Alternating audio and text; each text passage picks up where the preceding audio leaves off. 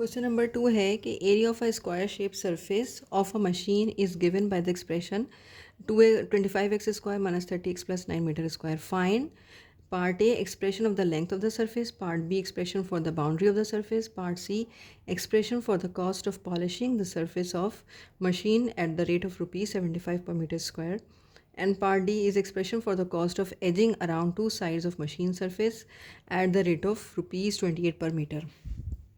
सबसे पहले हम इसका पार्ट ए करेंगे. उसमें एरिया हमारे पास गिवन है 25x square minus 30x plus 9.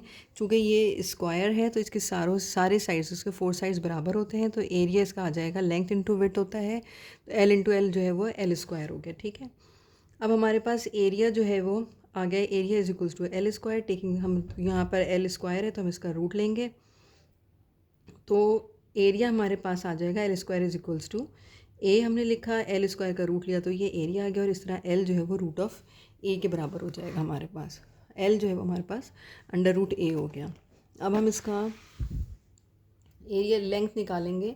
Root हमने लेना था, ये एरिया हमारे पास गिवन था कि 25x square minus 30x plus 9 area था. इसको हमने अंडर रूट करा. सबसे पहले हमने इसके जो है वो फैक्टर्स बना लिए. फैक्टर्स बनेंगे कि 5 फैक्टर्स नहीं बनाना है एक्चुअली, इसको जो है वो फॉर्मूले के अंदर क्लोज करना है.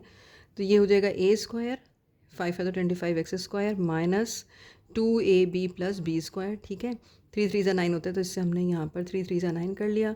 2 हो गया. ए हमारे पास टर्म ये थी 5x और बी टर्म हमारे पास 3 थी, ये हमारे पास 3 आ गई है. तो ये 5x माइनस 3 होल स्क्वायर जो है वो एक्चुअली इसका ये फॉर्मूले में क्लोज अप हो गया. चूँकि ये यहाँ पर स्क्वायर है और अंडर रूट है, जब अंडर रूट का साइन हटाएंगे तो हमारे पास लेंथ आ गई है वो 5x माइनस 3 आ गई है. बाउंड्री जो है वो क्या हो जाएगी इसकी, पेरीमीटर वो है P जो कि बराबर हो जाएगा 4L के, और बाउंड्री जो है वो बराबर हो जाएगी 4 इंटू एल. एल हमारे पास 5x माइनस 3 थी, तो ये हो जाएगा 4 5 20x माइनस 4 3 12 मीटर. ठीक है, अब इसके expression for the cost of polishing at the rate of 75 metre square. तो ये हमारे पास जो एरिया था इसका वो था पूरा 25x square minus 30x plus 9. इसको हम 75 से, चूँकि कॉस्ट है तो जस्ट इसको कॉस्ट से मल्टीप्लाई कर दें, तो ये इसका जो है कॉस्ट फॉर आ जाएगा पॉलिशिंग की. और सिमिलरली जो है वो इसकी कॉस्ट आपको निकालनी थी एजिंग ऑफ 2 साइड्स की. एक साइड जो है वो इसका बराबर है 5x माइनस 3 के, तो 2 साइड की कितनी हो जाएगी, 1 साइड में प्लस करेंगे दूसरा side 5x minus 3 plus 5x minus 3, तो ये हो जाएगा 10x 5x plus 5x 10x minus 3 और माइनस 3 को सम करेंगे तो माइनस माइनस प्लस हो जाता है, माइनस 6 हो गया. 28 जो है वो इसकी कॉस्ट थी पर यूनिट की, तो इसको हमने 28 से मल्टीप्लाई कर दिया, तो ये हमारा आंसर आ गया.